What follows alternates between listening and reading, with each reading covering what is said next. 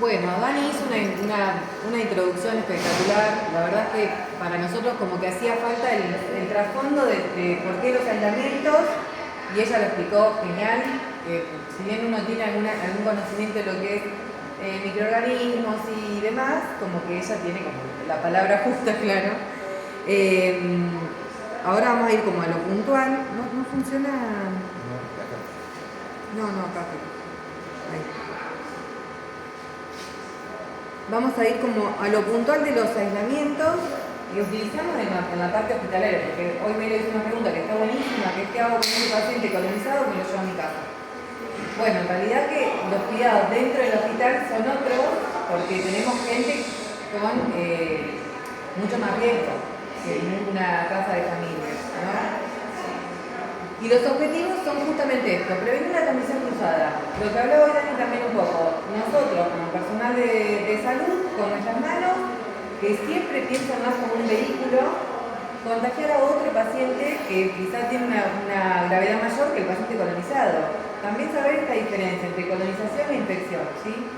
El paciente colonizado no va a tener ningún síntoma, ni fiebre, ni ningún tipo de síntoma. El paciente infectado es cuando ese paciente que estaba colonizado, sin otra patología agregada, comienza a tener algún síntoma que a nosotros nos llame la atención. Decimos, bueno, posiblemente ese germen que lo estaba colonizando generó esa infección. Que muchas veces es el motivo por el cual el médico empieza como un tratamiento empírico. Empírico se dice porque todavía no se tiene un antibiograma y todavía no se sabe bien cuál es el antibiótico que funciona para ese tipo de microorganismos. Proteger al paciente y al personal. Mucho más al paciente, obviamente que también al personal, pero vuelvo a repetir lo mismo. Nosotros vemos al paciente como la persona que está colonizada, la persona que está infectada, la persona que está enferma. Pero en realidad nosotros pasamos 6 o 12 horas por día en el ambiente hospitalario teniendo contacto con muchas más patologías que la de ese paciente que viene una vez, que estuvo 2, 3, 4, 5 días hasta terminar el tratamiento y se va. Si nos ponemos a pensar en nuestra carga microbiana frente al paciente, obviamente que la nuestra va a estar mucho más aumentada que la de un paciente cualquiera. Otra cosa que nosotros estamos en contacto con personas que tienen un sistema inmune mucho más debilitado, tal cual. Entonces salimos de acá, a lo mejor yo salgo de vacunación, me voy a la sala a vacunar a alguien, me voy a un aislamiento, salgo de ahí, vuelvo con los chiquitos, con los pacientes que tenemos acá trasplantados que salen o me voy a diálisis. Sí. Como que uno no se queda fijo en su servicio, es como que va como por ahí dando vueltas. Porque siempre o vas al laboratorio o vas a... Salvo la gente que quizá trabaja en NEO o en UTI, que tiene otras precauciones, y así mismo no tanto, porque después tenemos un punto en común. El camillero es una... Tal cual, el camillero pasa por UTI, va al quirófano, ¿se entiende? Hacen como un recorrido. Reducir los brotes intrahospitalarios. Esto es algo también de lo que hablaba Dani. Un brote se llama a más de 2 o 3 pacientes que estén infectados por el mismo microorganismo. ¿Sí? Si yo encuentro en UTI una KPC, no sé, un ble, una bacteria que sea multiresistente, pero no es la misma, no lo puedo considerar brote. ¿Sí? Tiene que ser la misma, el mismo microorganismo que los contamina a los peces. Bien, y la reducción de los microorganismos multiresistentes, con la importancia que tiene esto, que es todo lo que nos habló también Dani, ¿sí? Están creo que en el pasillo.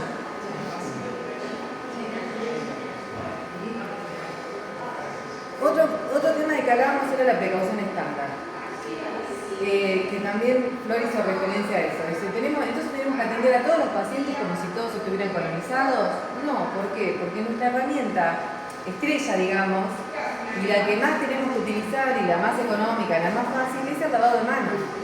Entonces, básicamente con que apliquemos las precauciones estándar en todos los pacientes que atendemos, sepamos que tiene una patología o no, o tengamos la certeza de que está colonizado o no, que de hecho no la vamos a tener hasta después del hisopado, después del resultado de ese hisopado.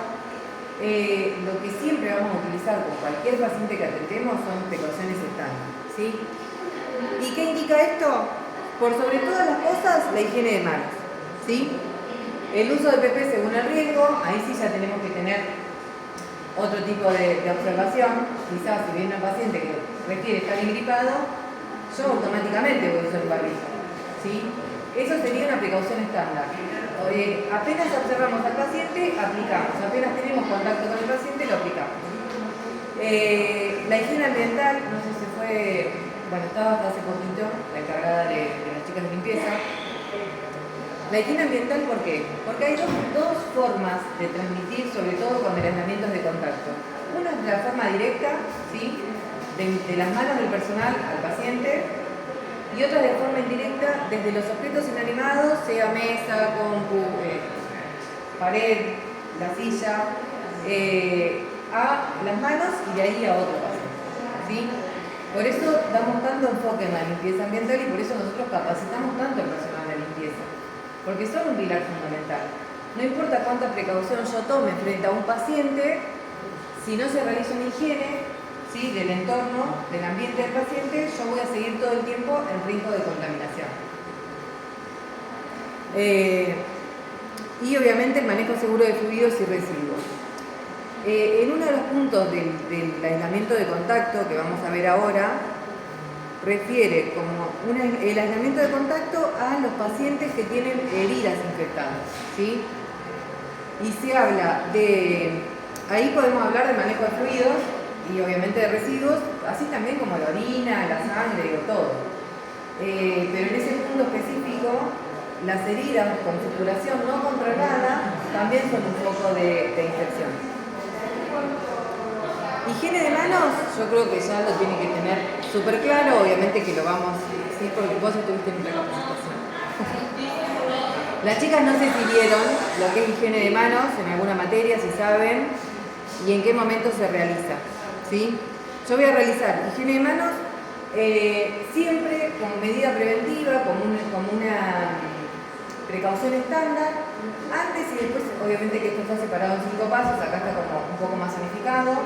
Antes y después del contacto con el paciente, antes y después del contacto con el entorno del paciente y antes de una técnica séptica, obviamente.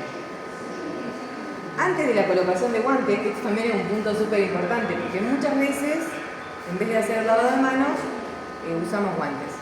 Entonces suponemos que entre paciente y paciente nos cambiamos los guantes y eso ya nos brinda algún tipo de protección. Y la verdad es que no. Lo que genera el uso de guantes es como una falsa seguridad. Vos te pones los guantes y considerás que lo real es que los guantes, primero, no son estériles y segundo, tienen como micro agujeritos por donde los microorganismos, que imagínense que son ínfimos, pasan, contaminan la mano, vos después te pusiste un par de guantes, suponés que estás protegida y no, nada que ver. O sea, el uso de guantes no elimina el lavado de manos. O sea, antes de colocarse un par de guantes, se van a lavar las manos, van a usar el guante, lo van a descartar, se van a volver a higienizar las manos, ¿sí? Bien, aislamiento de contacto. El aislamiento de contacto tiene dos EPP, EPP es equipo de protección personal específicos. Uno son los guantes y lo otro es el camisolín, ¿sí? ¿Hace falta barbijo? ¿Hace falta mascarilla? ¿Hace falta algo más? No, es solo aislamiento de contacto. ¿Por qué? Porque la transmisión de ese microorganismo sucede justamente al contacto de mis manos, de mi ropa, de mis elementos personales con el paciente que está infectado, ¿sí? Y equipamiento exclusivo, esto también es súper importante. A veces usamos el camisolín y los guantes. No, o sea, dice camisolín y guantes, solamente eso. Claro, y el camisolín en tanto que no se te contamine la ropa y que vos vayas con esa ropa o paciente, porque en realidad lo transmití a través de las manos. Y esto va por la cabeza, por la mano. Bueno, también es otra de las cuestiones, personal de salud, mal esto, o sea, yo debería estar con el pelo, obviamente ahora estoy dando una charla, pero si voy a atender a un paciente, tengo que tener la precaución de tener el pelo atado, ¿sí? De no tener... La mayoría de los errores También. no, bueno. Me han hecho poner cofia, guantes, todo, y vienen ahora no sé, sin guantes ni nada. Sucede muchas veces. Equipamiento exclusivo, le decía esto, muchas veces nosotros usamos el equipo de protección personal, todo bien, pero llevamos el mismo termómetro de una habitación a la otra.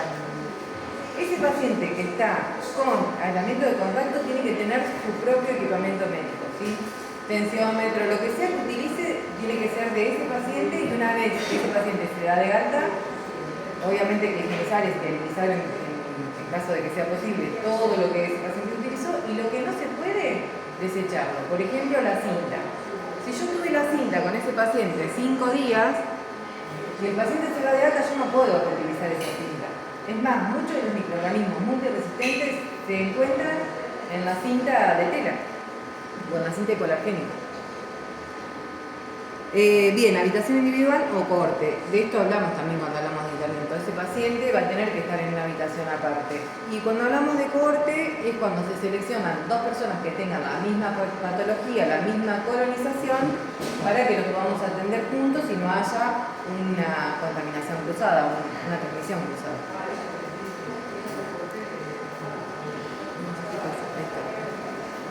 ¿Cuándo se indica? Siempre que haya microorganismos multiresistentes. Bueno, ahí hablábamos de la KPC, de la Klebsiella, ¿sí? Un estafilococo resistente a la meticilina, una Acinetobacter y entre otros.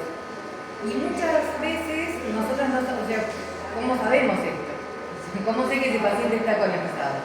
El aviso siempre tiene que venir desde el lado del laboratorio, ¿sí? Muchas veces ustedes van a ver que llega el resultado del estudio y abajo dice microorganismo multiresistente, no sé, bacteria aislada KPC, se recomienda, y lo dice en letra grande, se recomienda aislamiento. Siempre va a tener que venir del lado del laboratorio este aviso. Por eso es tan importante la buena comunicación. Si el laboratorio no nos avisa ni ese paciente se queda acá, y bueno, o le avisa al médico y el médico no le avisa al equipo de enfermería y de enfermería no le avisa al personal de limpieza, estamos como ahí en un problema que ya no tiene que ver con cómo nos manejamos, sino con la comunicación que hay entre el equipo interdisciplinario, ¿se entiende? ¿Qué más? Clostridium difficile. Se llama, esta es como una diarrea prolongada que generalmente sucede cuando hacemos un mal uso de antibióticos, o hacemos un buen uso, pero digo, el antibiótico lo que hace es eliminar toda la flora de la persona intestinal. Entonces empiezan a surgir los microorganismos que no son tan buenos. Y lo que tiene esto es que genera esporas. Entonces esas esporas contaminan el ambiente, contaminan el ambiente hospitalario y obviamente lo podemos transmitir también. Heridas infectadas, ahí volvemos a lo mismo. Infectadas no contenidas, siempre se dice. Si la herida está infectada no es necesario que lo aislemos, pero si está no contenida, sí. Todo lo que tenga que ver con parasitosis, bueno, ahí abajo dice escabiosis, por ejemplo, que es la larva que genera la sarna, comúnmente dicha, ¿sí? Pediculosis, todo lo que tenga que ver con parásitos también se aísla con aislamiento de contacto. Bueno, aislamiento por gotas. Esto es algo que también van a ver mucho en consultorio externo, en los que estén en consultorio externo. El paciente, como yo les decía, vos sabés que viene con un estado gripal, lo primero que voy a hacer es ponerme un barbijo. Lo único que necesito para el aislamiento por gotas, repito, como anterior, los guantes de camisonín, en este caso el barbijo quirúrgico, ¿sí? Ni N95, ni ponerme el barbijo, más la máscara, más el camisonín, más los guantes, solo el barbijo quirúrgico. ¿Por qué? Porque son gotas que contagian al hablar, al estornudar, al toser, ¿sí? Son de más de 5 micrones, es decir, de un tamaño grande. Lo que hacen es expulsarse y contagiar por contacto, digamos, ¿sí? Al entrar a la mucosa, ¿sí? Oral, a los ojos. Pero no necesito mucho más que esto. ¿Por qué? Porque el barbijo quirúrgico va a contener y va a evitar que se expulse a más de un metro, lo máximo que puede expulsarse es 2 metros, va a evitar el contagio, ¿sí? De una persona a la otra. Este paciente muchas veces también me sucede me sucede más cuando vienen pacientes con TBC a hacerse atender. Entonces yo entro al hospital y veo todo personal administrativo con barbijo quirúrgico, y en realidad cuando hay una patología, hay un paciente que tiene una patología, el único que debe portar ese barbijo, ya sea barbijo quirúrgico o N95, es el paciente que tiene la patología, ¿sí? En este caso lo mismo, nosotros lo hacemos como personal de salud, pero si es el paciente que tiene los síntomas, el que tiene que tener el barbijo es el paciente, y en el traslado utilizarlo, y en el, sobre todo cuando circula por dentro del hospital. Sí, sobre todo lo que es, por ejemplo, en los consultorios, vos ves que ya viene con la sintomatología, son la enfermera, ya viene con todo lo que está tomando el usuario y también lo barbijo, vos sabés que, porque sabemos que entre paciente y paciente en el consultorio no lo mismo. Tal cual. Esa persona, vos te pusiste el barbijo, el médico se puso el barbijo para atenderlo, pero la persona estuvo tosiendo, escupiendo, hay un escritorio. Sí, dentro. Y no viene la persona a limpiar entre paciente y paciente.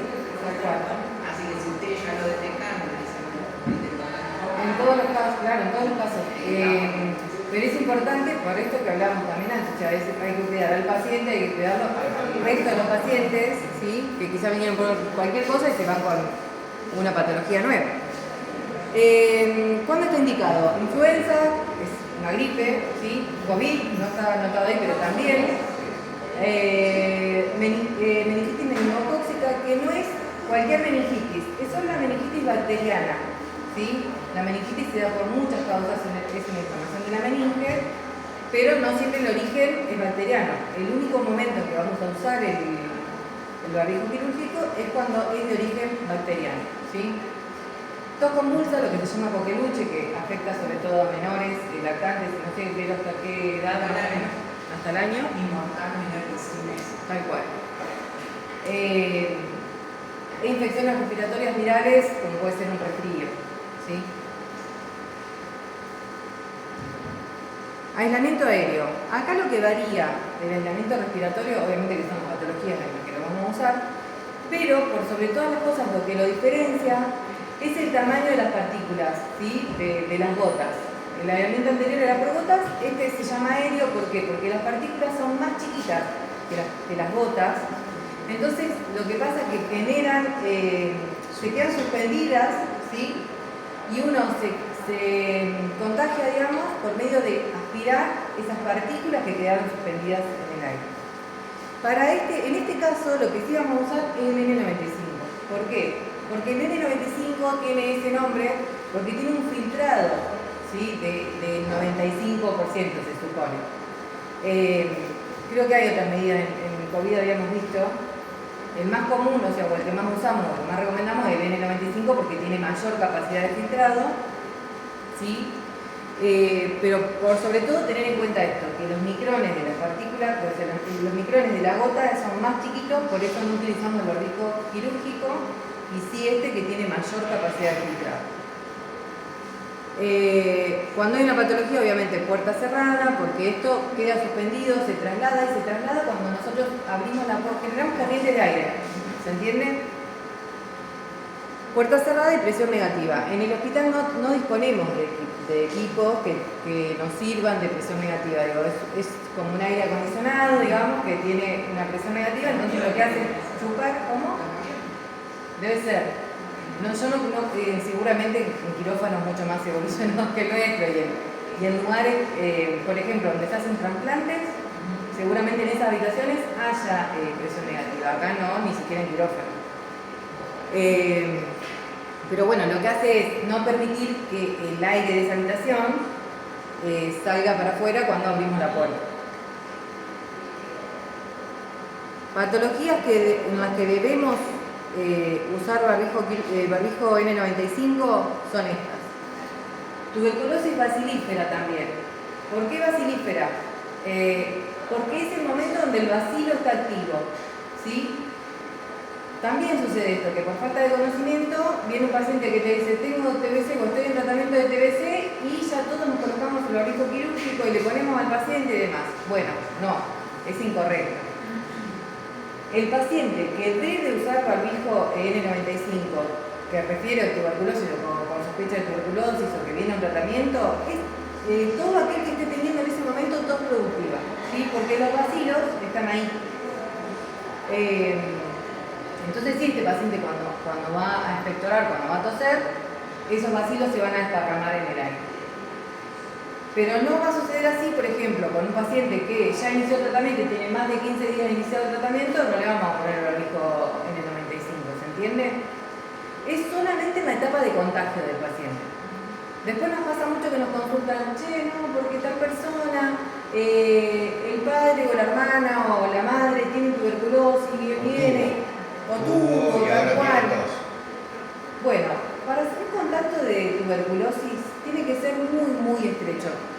Por ahí asociamos mucho la idea de contacto de COVID, que era, nos cruzamos y nos saludamos, bueno, ya sos contacto estrecho. En el caso de la tuberculosis, un contacto estrecho se denomina una persona que convive con esa persona, o sea, con la persona infectada, ¿se entiende? Incluso, o sea, no es tan fácil la transmisión, no hay que entrar en pánico, no decir, ay, tiene tuberculosis, bueno, ahora estamos todos contagiados y no sé qué. Bueno, no sucede así.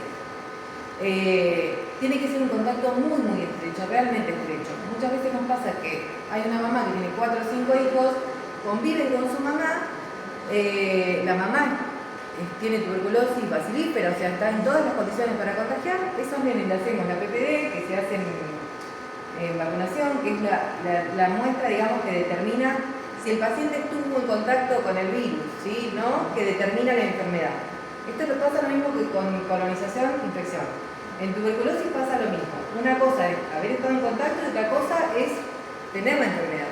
La enfermedad la tiene ese paciente cuando tuvo más de 2 semanas de tos productiva, ¿sí? Signos de debilitación, fiebre.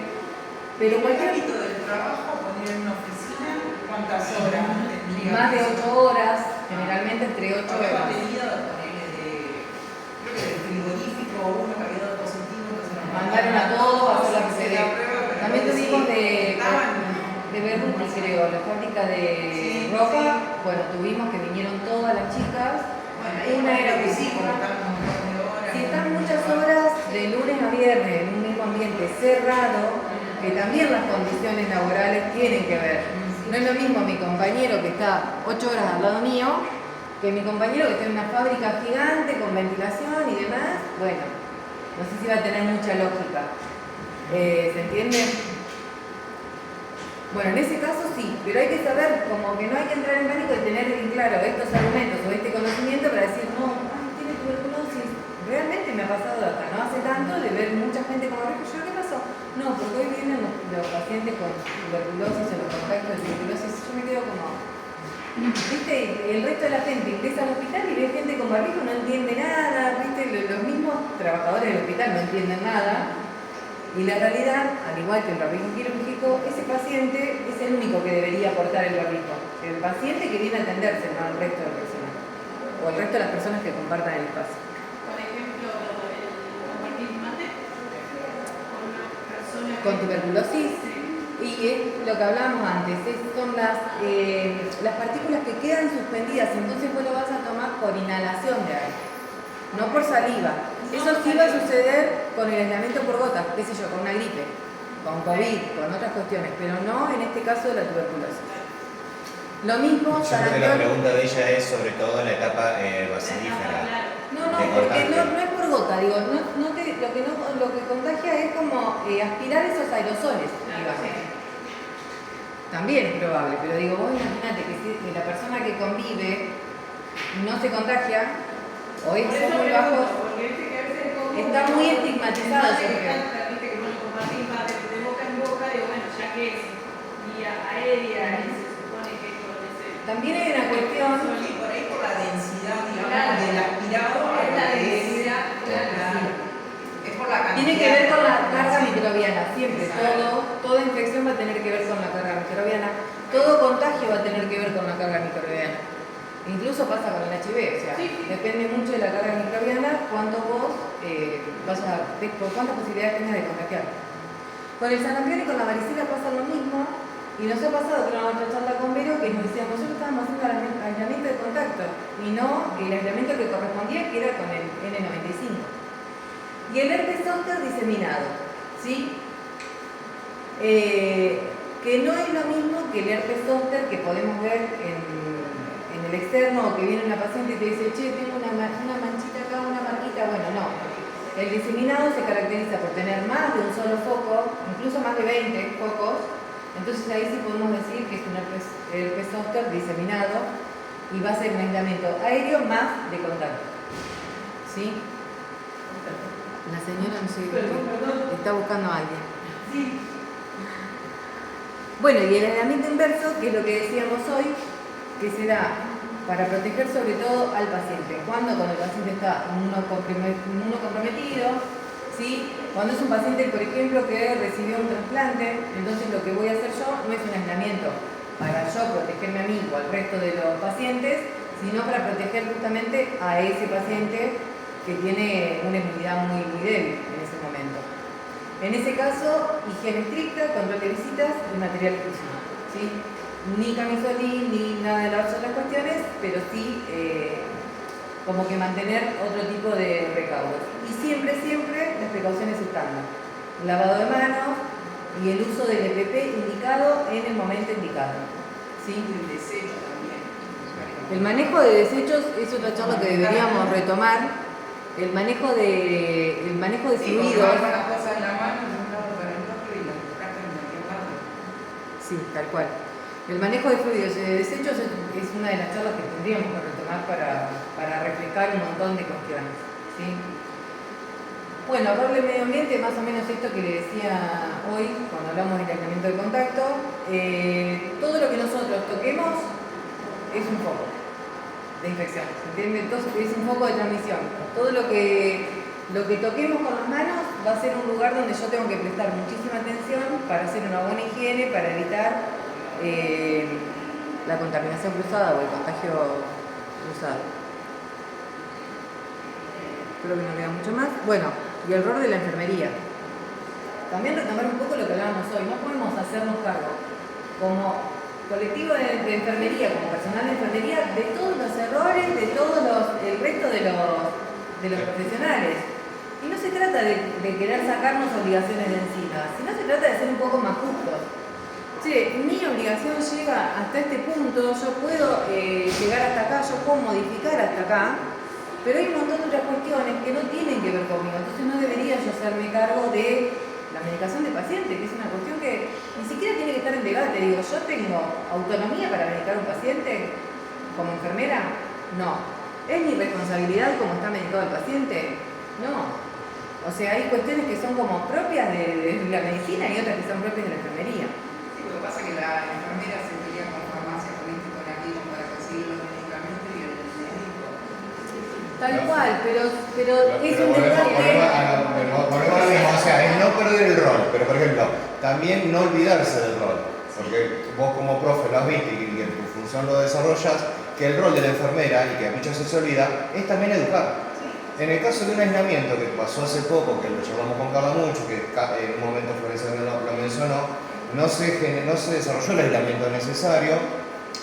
Yo me noticio de esto, pero yo personalmente, entonces como que, bien, se hace el aislamiento. Entonces, es la reeducación. ¿Y en qué falló? Al no hacer el aislamiento, se pone en juego toda la cadena para la protección del paciente y para la protección del entorno. ¿Por qué? No se aplicaron protocolos de higiene y limpieza con el personal de limpieza. La comida, el tema del resguardo del paciente, el resguardo de los familiares, o sea, no se modificó el régimen de visita. ¿Se entienden todo lo que va atrás del aislamiento? Y no se había hecho simplemente educar, ¿sí? Porque la enfermera no educó a la familia en ese caso, ¿sí? Y es rol de la enfermera. Como dice ella, es volver al rol, a ejercer lo que corresponde cada uno. Por ejemplo, mi rol es el del rol de ella, capacitación. Con obligaciones, responsabilidades y también no saber cuál es el límite. Este es mi límite. Obviamente que tengo obligaciones, pero también tengo derechos. Entonces, este es mi límite, pero también hay otras cuestiones que no dependen de mí, que yo no puedo manejar. En este caso, sí, el rol es educar al equipo y a la familia, pero no habla del equipo médico. Yo no puedo ponerme a luchar todos los días. Sí puedo alertar, sí puedo sugerir, pero no puedo ponerme a luchar contra eso, ¿sí? Sí a mi equipo de enfermería, sí puedo hablarlo con mi compañero, sí puedo actuar con mi entorno, ¿sí? Y con la familia. Bueno, obviamente hay que implementar el aislamiento. Asertivo, seguro, con todas las condiciones que eso conlleva. En algunos lugares están en la carpeta